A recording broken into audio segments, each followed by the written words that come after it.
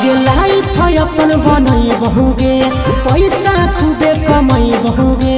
तोरा से दूर चला जाई बहुगे, कबो न लौट के बहुगे।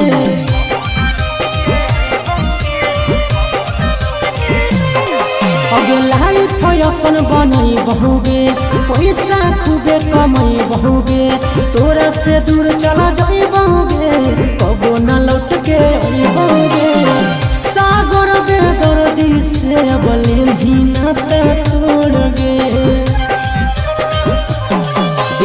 अखिया में लोर गे, आदि नहीं तो तोड़ गे, जहियो छोड़ी कमाए लगे लोर गे, देही अखिया में लोर गे,